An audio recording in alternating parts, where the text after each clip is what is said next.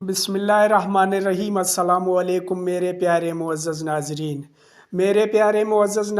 آج میں ایک بار پھر سے انجینئر محمد علی مرزا صاحب کی ویڈیو لے کے آپ لوگوں کی خدمت میں حاضر ہوا ہوں۔ آج کی ویڈیو میں انجینئر محمد علی مرزا صاحب بریلوی جتنے بھی علماء ہیں سارے علماء کی چترول کر رہے ہیں۔ کس طرح اور کیسے چترول کر رہے ہیں ہم آپ لوگوں کو آج کی ویڈیو میں دکھا دیتے ہیں۔ یہ بھی آپ لوگوں کو بتاتے چلیں کہ بریلویوں کا کوئی ایک بھی علماء، کوئی ایک بھی اسکالر نہیں رہ گیا جس کی انجینئر محمد علی مرزا صاحب نے چترول نہیں کی۔ ہم آج کی ویڈیو میں آپ لوگوں کو یہ سب دکھانے والے ہیں کہ انجینئر محمد علی مرزا صاحب نے کس طرح ان سب کی چترول کی اور کیسے چترول کی۔ علمی دلائل کے ساتھ انجینئر محمد علی مرزا صاحب نے سب کی چترول کی۔ تو چلیے آئیے آپ لوگوں کو بھی ویڈیو دکھا دیتے ہیں۔ آپ لوگوں سے گزارش ہے کہ ویڈیو کو پورا کا پورا دیکھ لیں، انشاءاللہ آپ بھی انجوائے کریں گے یہ ویڈیو دیکھ کے۔ آپ لوگوں سے گزارش ہے کہ آپ کمنٹ سیکشن میں یہ بھی بتائیے گا کہ وہ کون سا بریلویوں کا عالم تھا یا اسکالر تھا جو رہ گیا آج کی چترول میں۔ آپ لوگوں سے گزارش ہے کہ ویڈیو کو اسکپ کیے بنا پورے کا پورا دیکھ لیں۔ تو چلیے آئیے اپنے ویڈیو کا آغاز کر کے دیکھتے ہیں۔ دیکھو سارے تکو لک ایٹ می، کہانیاں کروانا ہے۔ کہتا جی نبی کے ساتھ کیوں کمپیئر کرواتے ہو؟ اس لیے کہ ہمارا نبی وہ ہے جس کی قبر مدینے میں، ہم نے کلمہ اس کا پڑھا ہوا ہے نا۔ تمہارا نبی کون ہے وہ بتاؤ؟ کہیں وہ تو نہیں ہے جس نے کہا تھا کہ میرا جھنڈا محمد کے جھنڈے سے بھی بڑا ہوگا، بایزید بستامی؟ ہاں، اور تمہارے مولوی دفاع کر رہے ہیں کہ اللہ بول رہا تھا ان کے منہ سے، اور اللہ تو نبی کے منہ سے نہیں بولتا۔ وہاں میں بھی آیا وما ينطق عن الهوى ان هو الا وحی یوحى، نبی اپنی خواہش نفس سے کچھ نہیں کہتے، وہ کہتے ہیں جو ان کو وحی کی جاتی ہے۔ اور تو ہر وقت با یزید فقر با یزید فقر جنید و با یزید، یہ وہ شعر پڑھتا رہتا ہے ڈاکٹر اقبال کے۔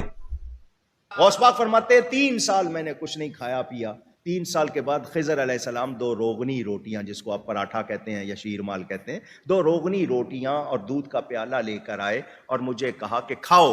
تو غوث پاک فرماتے ہیں میں نے کہہ دیا میں نے اللہ کے لیے کھانا پینا چھوڑ دیا ہے۔ تو خضر علیہ السلام نے کہا مجھے اللہ ہی نے بھیجا ہے۔ حضرت خضر کہتے ہیں یہ آج تک زندہ ہے، آج تے چھاڑ دو۔ حضور کے زمانے میں تھے جی تھے، تو جب نبی علیہ السلام نے دعوی نبوت کیا تو سب سے پہلے تو خضر کو آ کے ان کی دعوت قبول کرنی چاہیے تھی نا، کیونکہ ہے کہ جب میں تمہیں پیغمبر بنا کے بھیجوں اور کوئی اور پیغمبر آئے تو تم نے اس کو ویلکم کہنا ہے۔ تو حضرت خضر نے کہاں پہ، خضر اردو میں بولتے ہیں لفظ خضر ہے، خضر دواد کے ساتھ۔ یہ کوئی ضعیف روایت دکھائیں کہ حضرت خضر حضور کے پاس آتے ہیں اور کہیں یا رسول اللہ میں آپ پہ ایمان لایا ہوں۔ جبرائیل کا تو آتا ہے انسانی شکل میں آئے ہیں، خضر کا کہیں پہ آتا ہے؟ تو جعلی سارا کام بنایا ہوا ہے۔ وہ خضر موسیٰ کے زمانے میں تھا، وہ فرشتہ تھا، پیغمبر تھا، واللہ عالم، وہ ایک واقعہ رپورٹ ہوا، دیٹس آل۔ اللہ ہی نے بھیجا ہے۔ تو غوث پاک نے فرمایا اگر رب نے بھیجا تو وہ کہے گا تو کھاؤں گا۔ غیب سے آواز آتی تھی اے عبد القادر تجھے میرے حق کی قسم کھا، تجھے میرے حق کی قسم دی۔ اچھا خضر بھی ان کا جو ہے نا، ان کا خضر وہ اتنا ہوشیار ہے، حضور کے زمانے میں غائب، غزوہ بدر میں غائب، احد میں غائب، قادسیہ یرموک میں غائب، بعض جا کے بابے انو پہ ملتا ہے۔ وہ بیسیکلی شیطان ہے جو انسانی شکل میں ان کو ملتا ہے۔ نبی الاسلام کی تو یہ تعلیمات ہی نہیں ہے۔ خدا کا نام ہے، اگر یہ آپ نے بزرگوں کی بزرگی بچانی ہے تو یہ جھوٹ بولنا چھوڑیں۔ بہجت الاسرار میں حضور غوث اعظم رحمۃ اللہ تعالی علیہ فرماتے ہیں میں درخت کے جنگلوں میں سالوں رہا، درخت کے پتوں پر میرا گزارا ہوتا، مجھے پہننے کے لیے ہر سال ایک شخص اون کا ایک جبہ لا کر دیتا تھا جس کو میں پہنا کرتا تھا، میں کانٹوں پر ننگے پاؤں چلتا تھا، خوفناک غاروں اور بھیانک وادیوں میں بغیر خوف کے داخل ہو جاتا۔ یہ حرام ہے اس طرح کرنا۔ بخاری مسلم دونوں میں حدیث ہے، عبداللہ بن عمر بن عاص کے باپ عمر بن عاص نے شکایت کی کہ عبداللہ بن عمر بن عاص کی بیوی نے مجھے شکایت کی ہے کہ یا رسول اللہ صلی اللہ علیہ وسلم میرا بیٹا اپنی بیوی کے پاس نہیں جاتا، پوری رات نمازیں پڑھتا ہے۔ آپ نے عبداللہ بن عمر بن عاص کو بلا کے ڈانٹا اور آپ نے فرمایا اے عبداللہ تیری بیوی کا بھی تجھ پہ حق ہے، تیرے جسم کا بھی تجھ پہ حق ہے، تیرے خاندان کا بھی تجھ پہ حق ہے، اگر روزانہ رات کو جاگے گا تو تیری آنکھیں اندھی ہو جائیں گی، رات کو آرام بھی کیا کر، اپنی بیوی کے پاس بھی جایا کر۔ آپ کے بزرگ بابے جو ہیں یہ امپریس تھے یہودیوں کے راہبوں سے اور عیسائیوں کے راہبوں سے، اور ہندوؤں کے راہبوں سے، تو بہر فرق تو ہوگا نا پھر۔ حضور غوث پاک رضی اللہ تعالیٰ عنہ فرماتے میں تو قیامت میں بھی اتنی دیر جنت میں نہیں جاؤں گا جب تک سارے مرید نہ ساتھ چلے جائیں۔ فرماتے قیامت کے روز میں اس وقت تک قدم نہیں اٹھاؤں گا جب تک کہ اپنے سارے مریدوں کو داخل جنت نہ کروا لوں۔ تو اگر نبی علیہ السلام کے چچا، آپ صلی اللہ علیہ وآلہ وسلم کی پھپھی، اور سب سے بڑھ کر آپ صلی اللہ علیہ وآلہ وسلم کی لاڈلی بیٹی، جنتی عورتوں کی سردار کے بارے میں یہ کہا جا رہا ہے تو بابے تے شاہی کوئی نہیں جڑے کہندے نے جناب اسی تانوں جنت ہی لے جائیں گے، ساڈے مرید ہو جاؤ۔ ہاں، جنہوں نے قرآن و سنت پڑھا نہیں انہوں نے آپ کو یہی لارے لپے لگا کے رکھنے ہیں نا۔ فرمایا مجھے اپنے رب کے عزت و جلال کی قسم میرا قدم اس وقت تک جنت کو نہیں اٹھے گا جب تک میں اپنے سارے مریدوں کو جنت میں داخل نہ کروا لوں۔ اور دوسری طرف وہ کتنی رکت انگیز حدیث ہے بخاری اور مسلم دونوں میں کہ اللہ کے محبوب صلی اللہ علیہ وآلہ وسلم فرماتے ہیں جب قرآن کی یہ آیات نازل ہوئی نا کہ اے نبی اپنے قریبی رشتہ دار کو آخرت کا رشتہ داروں کو ڈر سنائیے، تو آپ نے پھر ایک ایک رشتہ دار کو بلا کر کہا، آپ نے فرمایا اے نبی کے چچا عباس، میرے مال سے جو لینا ہے لے لے، اگر اللہ نے قیامت کے دن تجھے پکڑ لیا میں تیرے کچھ کام نہیں آؤں گا۔ اے نبی کی پھوپھی صفیہ، میرے مال سے جو کچھ لینا ہے لے لے، اگر اللہ کے حضور پکڑی گئی تو میں تیرے کچھ کام نہیں آؤں گا۔ اے نبی کی بیٹی فاطمہ، میرے مال سے جو لینا ہے لے لے، لیکن آخرت میں اگر اللہ کے حضور پکڑی گئی تو میں تیرے کچھ کام نہیں آؤں گا۔ कोई बात समझ आ रही है कि नहीं؟ ایک مرتبہ سیدی غوث اعظم رضی اللہ تعالیٰ عنہ اہل بغداد کی نظر سے غائب ہو گئے۔ لوگوں نے معلوم کیا کہ کہاں گئے، دجلہ کی طرف پتہ چلا تشریف لے گئے ہیں، تلاش کرتے گئے، دیکھا کہ آپ پانی پر چل رہے ہیں اور مچھلیاں نکل نکل کر آپ کو سلام کر رہی ہیں، قدم چوم رہی ہیں۔ کہانیاں اتنی بڑی کہانی ہے۔ اور میرے بھائیوں، میں نے آپ لوگوں کو کئی بار بتایا کہ حضرت معاویہ رضی اللہ تعالیٰ عنہ جب حضرت عمر کے دور میں گورنر بنے تو رومن امپائر کے ساتھ جنگیں جاری رہتی تھیں، تو وہ سمندروں میں ان کی بہت بڑی یعنی آرمی موجود تھی، بڑے بڑے بحری جہاز تھے۔ تو حضرت معاویہ نے حضرت عمر کو خط لکھا کہ آپ مجھے اجازت دیں میں بھی ایک بحری بیڑا تیار کروں۔ تو حضرت عمر نے کہا بھئی میں تمہیں اجازت، میں یعنی اپنے ساتھیوں کی لائف سٹیک پہ لگا کے، رسک پہ لگا کے میں بحری بیڑا بنانے کی اجازت نہیں دوں گا۔ اسی اسنا میں ایک بڑی نفیس جائے نماز دیکھی، ایک تخت سلیمانی کی طرح ہوا میں معلق ہو کر بچھ گئی۔ اتنے میں بہت سے لوگ آ کر جائے نماز کے گرد جمع ہو گئے۔ ظہر کا وقت تھا، تکبیر ہوئی، حضور امام ہوئے، نماز قائم ہوئی۔ جب آپ تکبیر کہتے تو حاملان عرش اٹھانے والے فرشتے آپ کے ساتھ تکبیر کہتے۔ جب آپ تسبیح پڑھتے تو ساتوں آسمان کے فرشتے آپ کے ساتھ تسبیح پڑھتے، اور جب سمع اللہ لمن حمدہ کہتے تو آپ کے لبوں سے سبز رنگ کا نور نکل کر آسمان کی طرف جاتا۔ یعنی صحابہ کرام کے تو کہیں دماغ میں نہیں سن کہ بابے سمندر تو ٹور بھی لیندے نے۔ احمد انہوں نے دسنا چاہ رہے ہیں کہ کتنی بڑی کہانی ہے۔ پھر حضرت عثمان کے دور میں دوبارہ سے ریکویسٹ کی گئی تو حضرت عثمان نے پھر ان کو اجازت دی اس حوالے سے کہ بحری بیڑا، پہلا بحری بیڑا پھر حضرت عثمان غنی رضی اللہ عنہ کے دور میں تیار ہوا ہے۔ اس کی میں نے انجینئرنگ کی ہے کہ صحابہ کرام علیہم رضوان، ان کو تو یہ وہم بھی نہیں تھا کہ سمندر کے اوپر چلا جا سکتا ہے۔ وہ کہتے ہیں بندے کے مروان لگے ہو، وہ کہتے ہیں بسم اللہ پڑھی تے پانی اتنے ٹرنا شروع کرتا، سر پانی چھڑ دو، میں تو ایتھے ایک نالے تو کوئی ٹور کے تھوڑا کو بزرگ دسے بسم اللہ پڑھ کے۔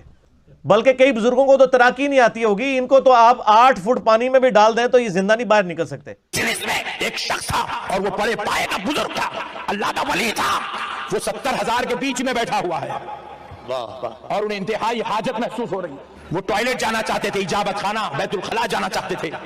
انہوں نے اپنی اجابت کو کنٹرول کرنا چاہا، جتنی دیر کنٹرول کر سکتے تھے کرے، لیکن اجابت اب اپنی انتہا کو پہنچی، شدت انتہا کو پہنچی تو بڑے بے چین ہو گئے، کیونکہ اب 25-50 آدمی ہو تو ایسا ہٹا کے نکل جائیں گے، ادھر پلٹے تو 20,000، ادھر پلٹے تو 40,000، پیچھے دیکھے تو 50,000، کہاں سے جائیں گے؟ بیچ میں بیٹھے ہوئے، ضرورت آ رہی ہے، بے چین و بے قرار ہو گئے۔ اسی بے قراری کے عالم میں غوث پاک سرکار کی طرف متوجہ ہوتے ہیں، سرکار اب میں کیا کروں؟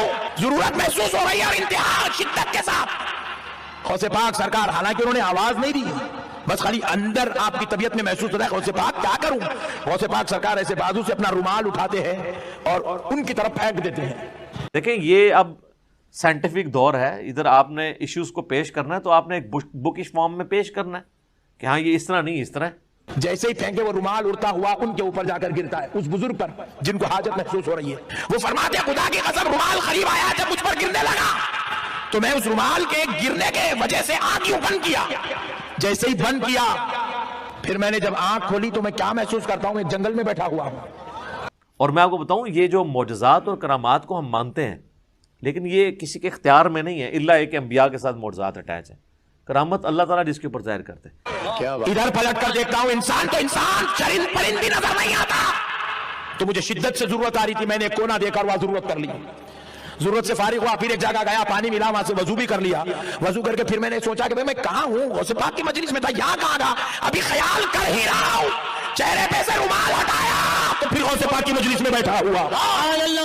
ये जिस तरह सुपरमैन और टार्जन बना के पेश करते हैं ना बुजुर्गों को, तो चूंकि इनके दावे हैं ना, तो करके बताएं। वो हजरत गौसे पाक की बारगाह में आया, उसने ये वाकया सुनाया कि मेरी बेटी कुंवारी है, खूबसूरत है, छत पे चढ़ी और जिन ले गया है, मैं क्या करूं? फरमाया जंगल की तरफ जाओ, वहां 5 टीले हैं, 5वें टीले के पास जाकर बैठो और अपने गिर्द एक दायरा लकड़ी से खींच लेना और ये कहना दायरा बनाते हुए बिस्मिल्लाह अला नियत अब्दुल कादिर, इतना कहना और दायरा बना लेना। तुम्हारे पास बहुत सी चीजें आएंगी लेकिन उस दायरे में दाखिल नहीं होंगी, डरना और घबराना नहीं। नबी इस्लाम से, अगर नबी इस्लाम अल्लाह का पैगंबर होने का दावा कर रहे थे तो जब उनसे ये बात की जाती थी तो वो फिजिकली सबके सामने करते थे। बुखारी मुस्लिम में हदीस है, एक बारिश नहीं हो रही थी तो एक सहाबी ने खड़े होकर कहा या रसूलल्लाह अल्लाह के हुजूर दुआ करें।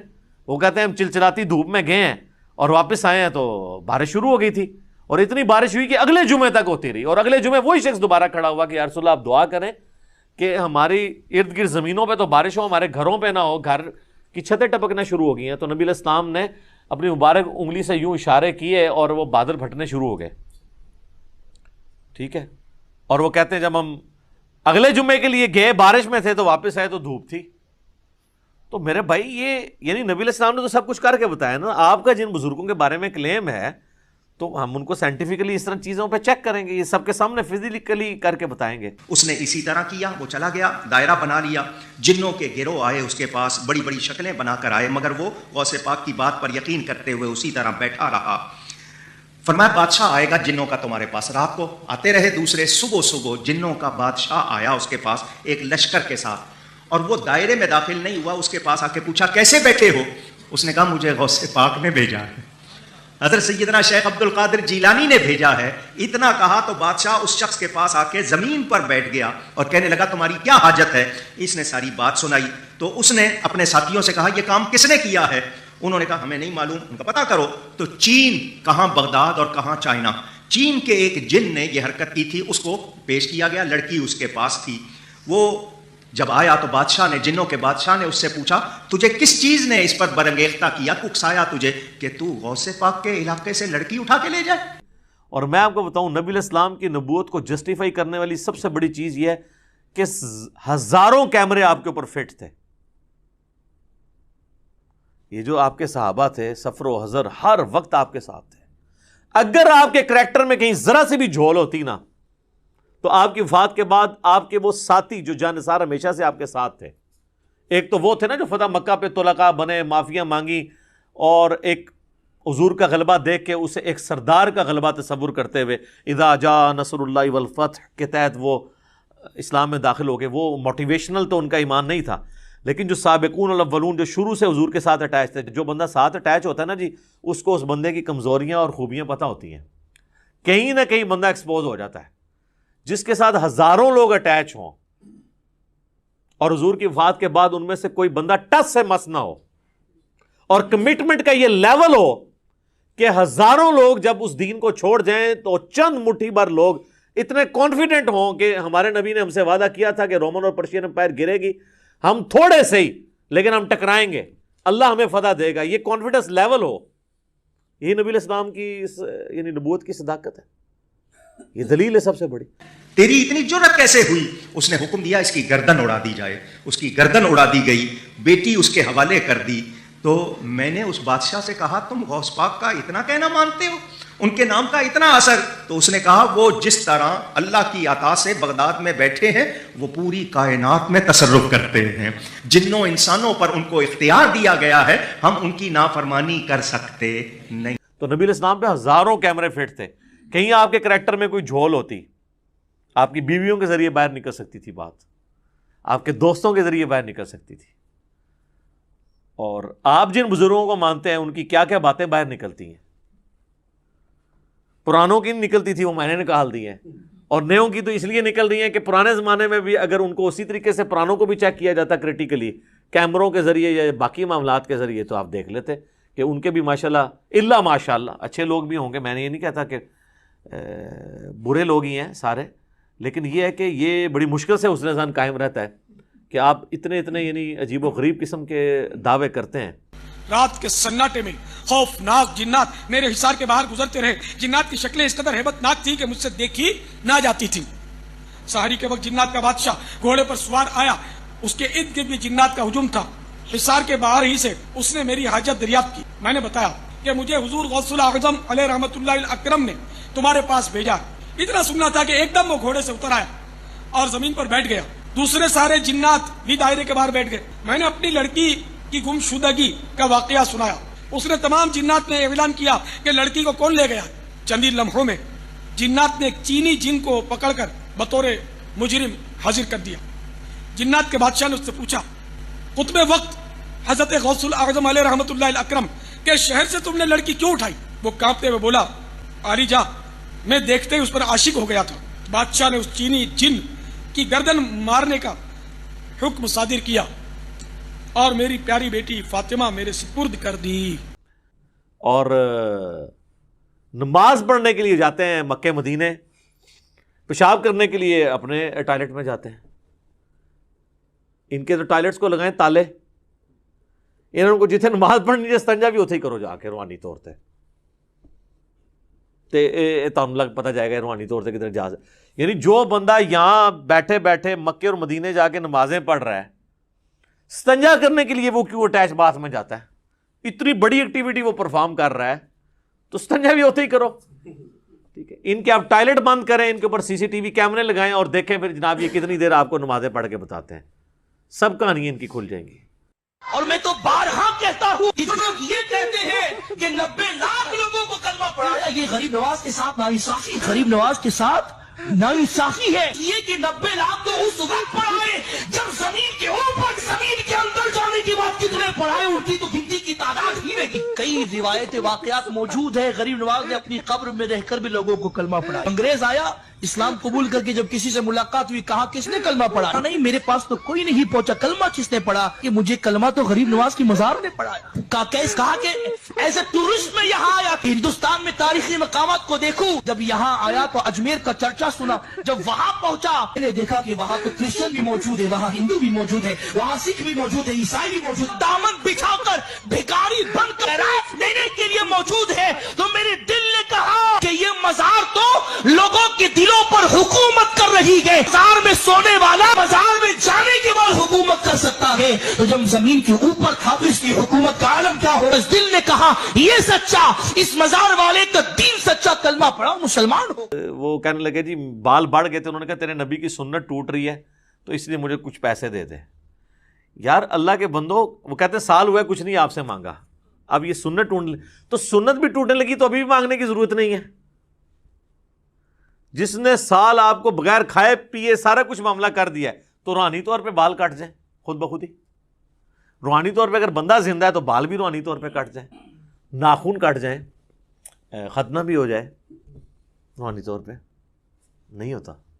سب کہانی ہے جناب۔ تو اللہ تعالیٰ ہمیں فہم اور عقل دے اور ہم چیزوں کو صحیح طریقے سے سمجھیں، ٹھیک ہوگا؟ جزاکم اللہ خیر۔ 3 طرح کا واز کرتے تھے، فرماتے تھے پہلے شریعت کے احکام بیان کروں گا، وہ کرتے فرماتے اب طریقت کے احکام بیان کروں گا، اس کے بعد فرماتے اب حقیقت بیان کروں گا۔ معرفت کی باتیں کرتے لوگوں پہ وجد ہو جاتا، ہو کر کے باہو ہو جاتے تھے۔ جنازے اٹھتے تھے آپ کی مجلس سے، یعنی لوگ تاب نہیں لاتے تھے، اسی کیفیت میں انتقال ہو جاتا تھا، جنازے اٹھا کرتے تھے۔ کوئی کریٹو ورک بھی کیتا جائے, کوئی پازیٹیو ورک بھی کیتا جائے, ساڑے ہی سے بندے اپنے ہی بندے مار دے رہے ہو. یوٹیوب پہ گستاخانہ ویڈیوز چڑھانے والے تو کوئی نہیں آپ نے نگاہ مار کے ختم کیا, ان کی ہارڈ ڈسک سے ڈیٹا تو آپ نے کوئی نہیں ڈیلیٹ کروایا. کس نبی کے ماننے والے ہو؟ پھر ہم صحیح کہتے ہیں نا کہ مرنے سے پہلے اے مسلمان کر لے اس پہ غور, کتابوں کا خدا اور ہے, بابوں کا خدا اور, کتابوں کا پیمبر اور ہے, بابوں کا پیمبر اور. اگرچہ وہ دعویٰ تو یہی کرتے ہیں کہ ہم اسی اللہ رسول کو مانتے ہیں, لیکن پریکٹیکلی وہ ان تعلیمات پہ نہیں چل رہے جو اللہ اور اس کے رسول کی ہیں عز و جل و صلی اللہ علیہ وآلہ وسلم. پھر ہم صحیح تو چیختے ہیں بھائی, کس پیغمبر کی بات کر رہے ہو؟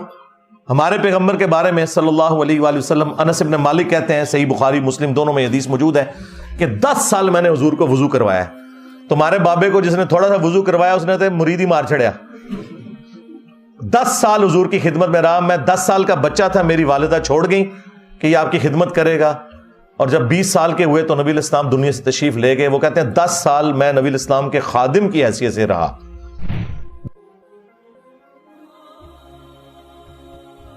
10 سالوں میں آپ نے ایک دفعہ بھی مجھے کبھی نہیں کہا کہ تو نے یہ کام کیوں کیا اور یہ کیوں نہیں کیا, کبھی ڈانٹا بھی نہیں. میں بچوں میں جا کے کھیلتا تھا, نبی علیہ السلام نے کام سے بھیجا ہوتا تھا, آپ علیہ السلام نے کبھی میرے اوپر غصہ نہیں کھایا. زیادہ سے زیادہ یہ ہوا ہے کہ باہر آئے اور پیار سے بلایا, 19 میں نے تمہیں کام بھیجا تھا, بس. ڈانٹا نہیں کبھی بھی, کیا کیوں کیسے کبھی کچھ نہیں, بالکل بچوں کی طرح پیار کیا. اب مجھے بتاؤ, اگر عبد القادر جیلانی رحمۃ اللہ علیہ کی بزرگی بچانی ہے تو پھر یہ واقعہ تو پھر صراحتاً نبی علیہ السلام کی تعلیمات کے خلاف ہے. راوی کا قول ہے کہ میں نے خلیفہ کو ایک دن حضرت سیدنا محی الدین شیخ عبد القادر جیلانی قطب ربانی رضی اللہ تعالی عنہ کی خدمت میں دیکھا کہ عرض کر رہا ہے کہ حضور میں آپ سے کوئی کرامت دیکھنا چاہتا ہوں تاکہ میرا دل اطمینان پائے. آپ رضی اللہ تعالی عنہ نے فرمایا تم کیا چاہتے ہو؟ اس نے کہا میں غیب سے سیب چاہتا ہوں, اور پورے عراق میں اس وقت سیب نہیں ہوتے تھے. تو آپ رحمت اللہ تعالی علیہ نے ہوا میں ہاتھ بڑھایا تو 2 سیب آپ رضی اللہ تعالی عنہ کے ہاتھ میں تھے. وہ میں نے پہلے بھی عرض کیا کہ اب یہ قیامت تک کوئی بزرگ اس قسم کا کارنامہ نہیں کر سکے گا. اس کی وجہ یہ ہے کہ اب میڈیا کا دور ہے, اب جیو نیوز کا دور ہے, اب ARY ایکسپریس, دنیا ٹی وی, BBC, CNN, اس کے سامنے پبلکلی آ کے یہ چیز پروف کرنی ہوگی. وہ تو ہر چیز ادھیڑ کے جو ہے وہ سائڈ پہ کر دیں گے, سارا چٹا بٹا کھول کے رکھ دیں گے. تو اس حوالے سے یہ سب کی سب چیزیں جھوٹ پہ چل رہی تھی, اس لیے اب آپ کو آج کل کوئی ایسے واقعات نہیں نظر آئیں گے. ورنہ دعویٰ تو ہے نا جی ہر وقت اللہ کے اولیاء سے, اب اولیاء بھی ان کے لیے اس قسم کے کرتب دکھانے والے لوگ رہ گئے جی. دنیا خالی نہیں ہوتی تو ہونتے آمن اولیاء سامنے ہونتے ضرورت ہے زیادہ. اب تو لوگ قرآن و سنت پڑھ پڑھ کے ان کے بقول گمراہ ہو رہے ہیں, تو اس وقت تو زیادہ ضرورت ہے کہ یہ لوگ سامنے آئے اور کرتب کر کے لوگوں کو دکھائیں. لیکن یہ اب انشاءاللہ نہیں لائیں گے, اس قسم کا کوئی کام نہیں کر سکیں گے, کیونکہ ان کے اوپر بہت بڑا میڈیا کا چیک لگ چکا ہے الحمدللہ. اور صحیح بخاری اور مسلم دونوں میں حدیث ہے, ہماری ماں سیدہ عائشہ سلام اللہ علیہا کہتی ہیں کہ نبی علیہ السلام نے کبھی بیعت کے لیے بھی کسی عورت کے ہاتھ کو نہیں چھوا, اور ان کے پیر مریدیاں کیچ کرتے ہیں ان کے کہنے پہ. تو اب مجھے بتائیں یہ بزرگوں کی توہین یہ کروا رہے ہیں یا ہم کر رہے ہیں؟ اور بھائی جب تم یہ کہو گے کہ تمہارے ایک پیر نے نقشبند سلسلے کے جو بزرگ ہیں بھاولا نقشبند, ہاں وہ بخارے سے چل پڑے, ہاں مریدنی منارے سے چل پڑی, ہاں جی, اور کیچ کر کے اتار دیا. حضرت شاہ نقشبند بخاری علیہ رحمہ نقشبندیوں کے امام ہیں. آپ کابل میں تشریف لائے تو بادشاہ کے گھر میں کام کرنے والی ایک خاتون آپ سے روحانی نسبت قائم کر لیتی ہے. جو اس کی ہم منصب تھی انہوں نے اس سے حسد کیا اور بادشاہ کے گھر کا زیور چوری کر کے اس پر الزام دھر دیا اور گواہیاں بھی دے دی. بادشاہ کو بڑا غصہ آیا, اس نے کوئی بات سنے بغیر کہا کہ اس کو لے جاؤ اور محل کی چھت سے اوپر گرا دو. خیر اس کو چھت پہ لے گئے, جب پھینکنے لگے تو اس کے دل میں خیال آیا, وہ کسی نے بتایا تھا کہ اوکھے ویلے بزرگ کام آتے ہیں, تو اس سے بڑھ کر اوکھا ویلا ہو کیا سکتا ہے. تو اس نے بخارے کی طرف منہ کر کے کہا شیئا للہ چو گدائے مستمند المدد خواہم ز شاہ نقشبند. اور اتنے میں جلاد نے پیچھے سے دھکا دے دیا. جب وہ نیچے گئی تو حضرت شاہ نقشبند بخاری نے پکڑ کے آرام سے زمین پہ رکھ دیا. تو حیرت زدہ ہوگی, حضرت آپ کب آئے تھے؟ کہا تو آج چبارہ آمدی من آج بخارا آمدم. تو چبارے سے چل پڑی تھی, میں بخارے سے چل پڑا. پکڑ کر اتارا. یہ الفاظ ہیں اس مولوی کے, پکڑ کر اتارا. جب تمہارے بابے نامحرم مریدنیاں کیچ کریں گے تو ہم تمہیں نہ بتائیں کہ اللہ کے بندو یہ کون سا دین ہے جو تم پیش کر رہے ہو.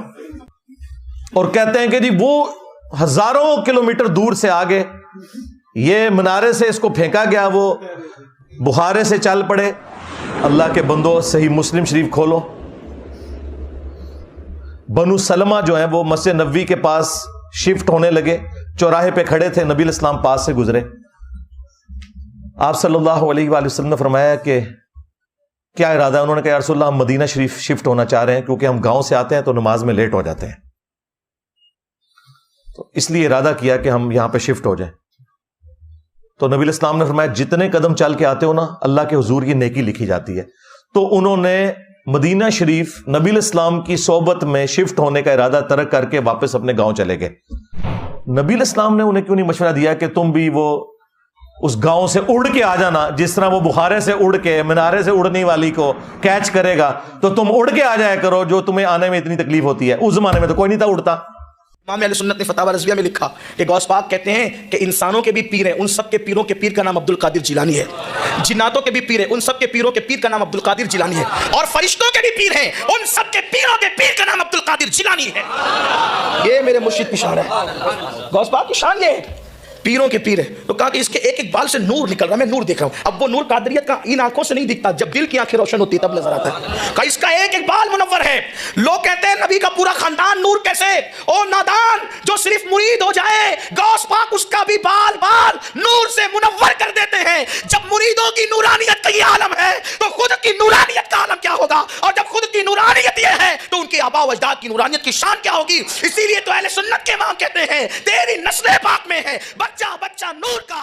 پھر میں یہ کیوں نہ کہوں کہ صحابہ کرام جیسا اہل البیت جیسا ہے ہی کوئی نہیں. تیرے بابے تے شاہی کوئی نہیں, جھوٹ مار رہے ہو تسی, کوڑ مار دے پہ ہو. بزرگوں نے کوئی لطیفے نہیں لکھے جی. یہ کتاب ہے تذکرہ غوثیہ, یہ غوث علی شاہ صاحب رحمۃ اللہ تعالی علیہ کے ملفوظات. آپ فرماتے ہیں میں حج کرنے کے لیے گیا اور میں بمبئی بندرگاہ سے بحری جہاز پہ بیٹھا. خود سنا رہا ہے کہ جی ایک بابا جو ہے وہ بحری جہاز کے راستے جا رہا تھا عمرے کے لیے, حج کے لیے. ہاں, اور کیپٹن سے بار بار وہ جھگڑا کر رہا تھا جی فلاں بندرگاہ آئے گی, پھر فلاں آئے گی, پھر فلاں آئے گی, اتنی دیر لگے گی. تو اس نے آنے واحد میں جو ہے وہ جدے پہنچا دیا. ہاں, کہتے اسی طرح جہاز بمبئی بندرگاہ سے نکلا, تھوڑا سا جہاز آگے گیا ہوگا تو ایک بابا جی آگے اور آ کے میرے والد صاحب کو کہتے ہیں مولوی صاحب یہ تو بتائیں جدہ کب آئے گا؟ تو کہتے ہیں میرے والد صاحب مسکرا کے کہنے لگے بزرگو وہ یہ تو جہاز بمبئی بندرگاہ تو چلے ہے 11 دن لگنے نے پھر جدہ آئے گا.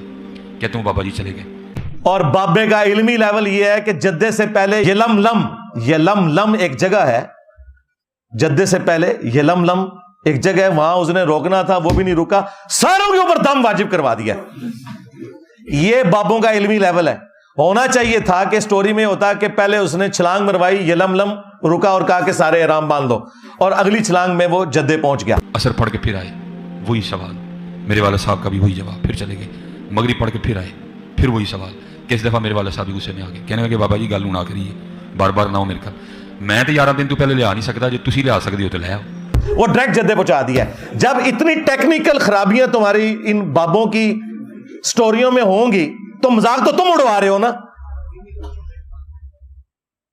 کہتے ہیں وہ بابا جی میرے والد صاحب کو کہتے ہیں پھر سب سے پہلے کون سی بندرگاہ آئے گی؟ کہتے ہیں میرے والد صاحب نے کہا مخا. پھر کون سی آئے گی؟ حدیدہ. پھر کون سی آئے گی؟ عدن. پھر کون سی آئے گی؟ میرے والد صاحب نے کہا جدہ. تو بابا جی کہتے ہیں پھر ویکھو جدہ آ گیا جی. تذکرہ غوثیہ. پھر ہم تمہیں وہی حدیث سنائیں گے صحیح مسلم والی کہ صحابہ کرام تو اڑ کے نہیں آ سکتے تھے. بنو سلمہ سے جب نبی علیہ السلام نے پوچھا کہ تم لوگ مدینہ شریف شفٹ ہونے کا ارادہ رکھتے ہیں, ان کا یا رسول اللہ گاؤں سے چل کے آنا پڑتا ہے, مسجد میں پہنچنے میں ایک تردد ہوتا ہے. تو آپ نے فرمایا جتنے قدم چل کے آتے ہو نا اتنا ثواب لکھا جاتا ہے. تو وہ واپس گاؤں میں شفٹ ہو گئے.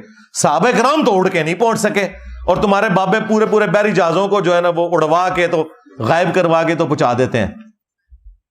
اور جی تخت بلقیس بھی آ گئے, اور چھاڑ دو تخت بلقیس آ گیا سی, پھر میرا بھی یہ تخت آیا ہوا ہے جی. ہاں, تخت بلقیس کی تو سند نازل ہوئی ہوئی ہے قرآن میں, اس کی بنیاد پہ تمہارے بابوں کے تخت ہم کیسے مان لیں؟ آؤ نا اسٹیچو آف لبرٹی وہاں سے غائب کر کے مارگلا ہلز پہ رکھو، میں تمہارا فرقہ اڈاپٹ کر لوں گا اور ٹائم قیامت تک جائے. جھوٹ تو نہ بولو. کس واقعے کو کدھر جوڑ دیتے ہو؟ تو یہ بابوں کی بے عزتی تم خود کرواتے ہو. ہم نے تو نہیں کہا کہ تم اس قسم کے واقعات بیان کرو. میرے مرشد نے پڑھنا شروع کر دیا، اعوذ باللہ من الشیطان الرجیم بسم اللہ الرحمن الرحیم. یہ پڑھنے کے بعد سورۃ الفاتحہ پوری پڑھ لی. اس کے بعد الف لام میم شروع کر دی اور پوری سورہ بقرہ بھی سنا دی. یہاں تک کہ میرے مرشد پاک نے 5 سال کی عمر میں بغیر کسی ظاہری استاذ کے پاس پڑھے 18 پارے پڑھ کر سنا دیے، اور وہ بھی زبان. اس بزرگ نے عرض کی شہزادے اور بھی پڑھیے نا. فرمانے لگے بس مجھے اتنا ہی یاد ہے، میں 18 پارے کا حافظ ہوں. کیونکہ میری ماں کو بھی اتنا ہی یاد تھا. جب میں اپنی ماں کے پیٹ میں تھا اس وقت میری ماں جب پڑھا کرتی تھی تو میں نے سن کر یاد کر لیا تھا. اسی سے وہ انہوں نے کہانی نکال لی ہے نا کہ شیخ عبد القادر جیلانی جو پیدا ہوئے تھے 14 پارے فصل. ایسے پاسبل نہیں ہے، بالکل جھوٹ ہے. یعنی صحابہ کرام تو صحابہ صفحہ بچارے بیٹھ کے پورا دن حضور سے تعلیم حاصل کرتے تھے، تو انہوں نے تو قرآن یاد نہیں کیا. اور یہ کہتے ہیں کہ جناب پیدائشی حافظ سن. ماں نے بھیجا، بسم اللہ کریں، قرآن شریف پڑھیں. استاد صاحب نے کہا پڑھو بسم اللہ الرحمن الرحیم. حضرت نے 14 اور ایک روایت کے مطابق 18 پارے زبانی سنا دیے. وہ استاد کہنے لگا یہ بچہ پڑھنے آیا ہے یا پڑھانے آیا ہے؟ ماں بھیج رہی ہے بسم اللہ کراؤ، اس کو 18 پارے یاد ہے. ادھر بچہ کہہ رہا تھا استاد جی پہلا پڑھا ہوا تو سن لو.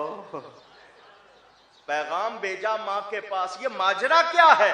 تم نے بھیجا بسم اللہ کے لیے، اس کو 18 پارے یاد ہے. تو ماں کہتی ہے کوئی تعجب کی بات نہیں، مجھے 18 پارے یاد ہے. جب یہ پیٹ میں تھا میں پڑھتی تھی، اس نے سن کر وہیں یاد کر لی ہے. اور تمہارے جو باپا جانی ہیں اس کے بھی مرشدی اطار ہے نا.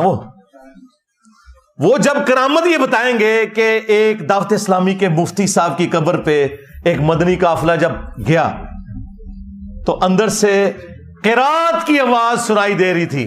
مفتی دعوت اسلامی کی بارگاہ میں تو انہوں نے وہ بتایا کہ ہم اس وقت مفتی دعوت اسلامی قدس سرہ السامی کے مزار پر حاضر ہیں، اور ہم دونوں نے بالکل ہوش و حواس میں اپنے کانوں سے سنا کہ اندر میں با جماعت نماز پڑھی جا رہی ہے.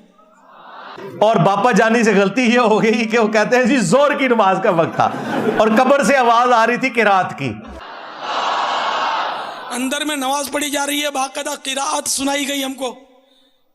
ظہر کا وقت تھا، باقاعدہ وہ قرات سنائی دی گئی. ظہر کا وقت تھا، باقاعدہ وہ قرات سنائی دی گئی.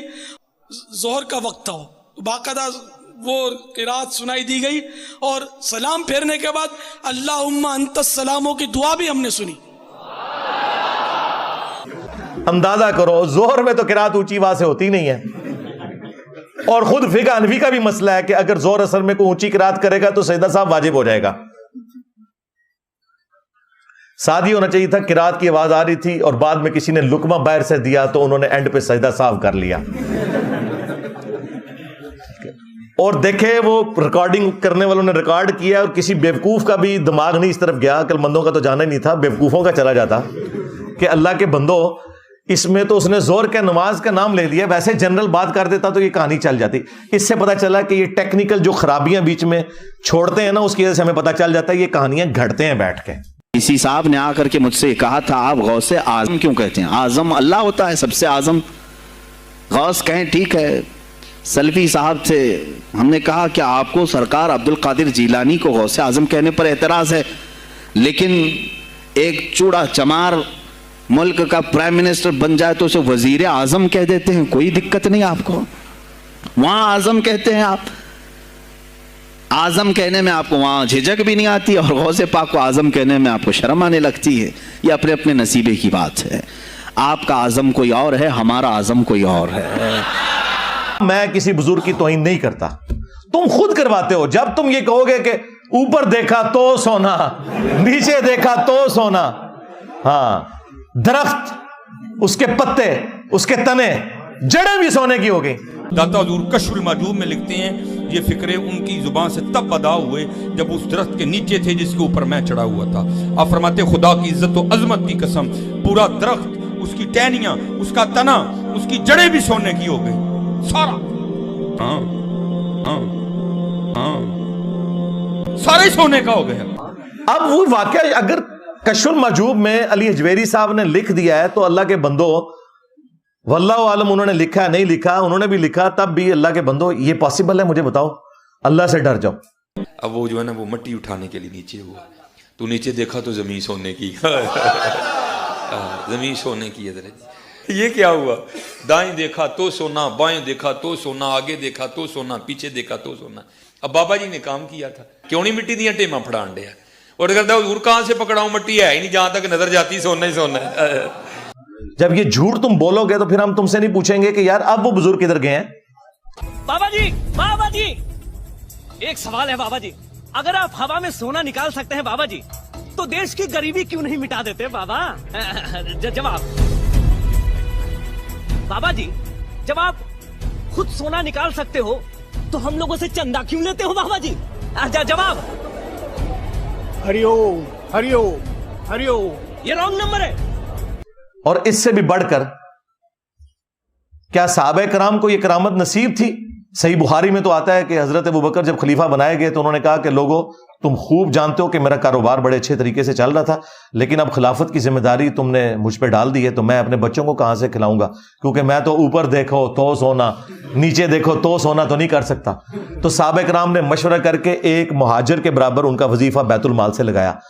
اگر حضرت ابوبکر صدیق رضی اللہ تعالیٰ عنہ یہ نہیں سونا کر سک رہے تو تیرے بابے تو شاہی کوئی نہیں.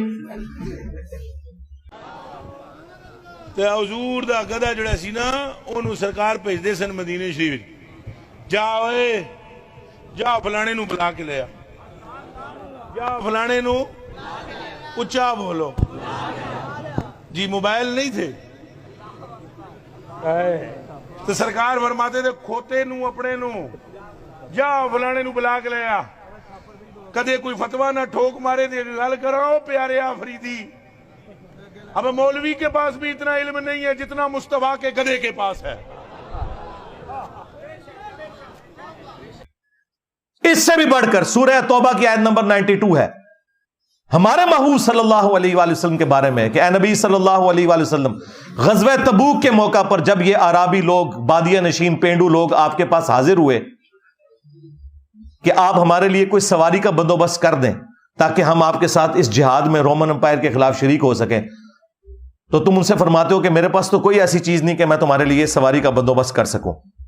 تم دیکھتے ہو کہ یہ تم سے اس حال میں واپس پلٹتے ہیں کہ ان کی آنکھیں آنسوں سے تر ہوتی ہیں اس غم کے سبب کہ یہ جہاد میں شریک نہیں ہو سکیں گے. نبی علیہ السلام کے صحابہ کرام تو روتے ہوئے وہاں سے چلے گئے. نبی علیہ السلام نے اوپر دیکھا تو سونا, نیچے دیکھا تو سونا تو نہیں کیا. وہ تو جامع ترمذی میں آتا ہے کہ حضرت عثمان غنی رضی اللہ تعالیٰ عنہ نے اپنے مال میں سے سونے کے دینار اور ساز و سامان دیا غزوہ تبوک کے موقع پر. انہوں نے بھی سونا بنایا نہیں تھا, محنت سے کمایا ہوا تھا. اس سے بھی بڑھ کر سورہ بنی اسرائیل میں 9 معجزات تھے جو نبی علیہ السلام سے کافر کہتے تھے کہ آپ کر کے دکھائیں گے. ان میں سے ایک یہ سونے والا بھی تھا. اس کا سونے کا کوئی گھر بن جائے, اوپر دیکھو تو سونا, نیچے دیکھو تو سونا ہو جائے. تو اس کے جواب میں کہا گیا ہے نبی تم فرما دو کہ میں بشر ہوں, رسول ہوں, یہ میرا کام نہیں ہے کہ یہ معجزات میں خود سے دکھا سکوں.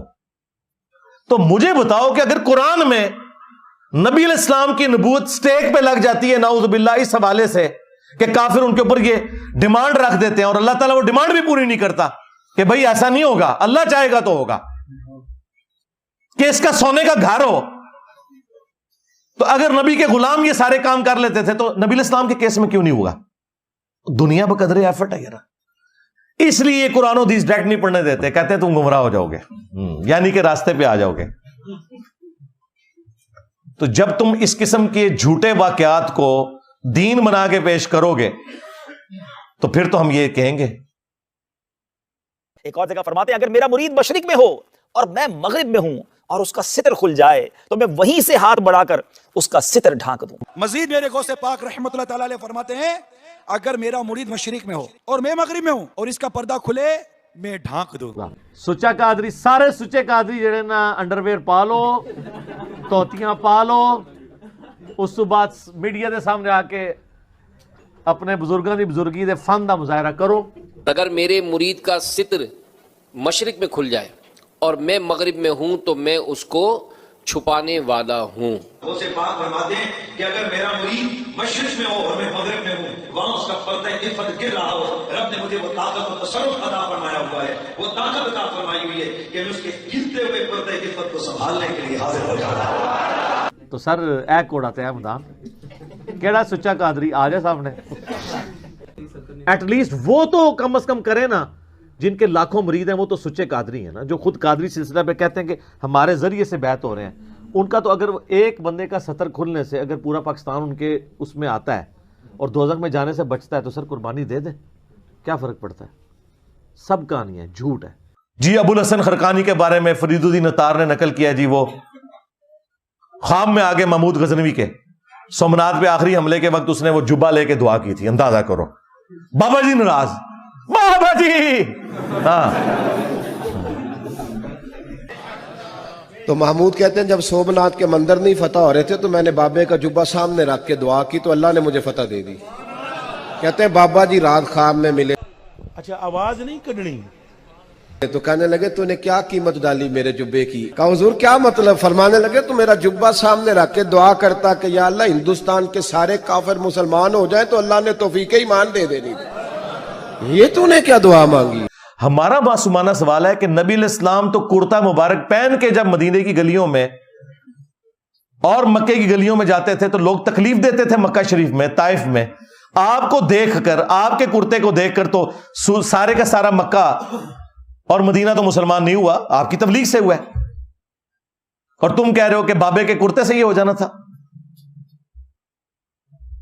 پھر صحیح مسلم میں حدیث ہے اسما بنت ابی بکر نے نبی علیہ السلام کی وفات کے بعد ایک کالا جبہ کسروانی تیالسی پرشین امپائر کا جبہ وہ کالا ہی ہوتا تھا جس طرح سندھی اجرک ریڈ ہوتی ہے وہ نکالا اور کہا یہ نبی علیہ السلام کا کرتا تھا آپ صلی اللہ علیہ وآلہ وسلم اسے پہنا کرتے تھے اور ہم اس کا دھون مریضوں کو شفا کے طور پر پلاتے ہیں.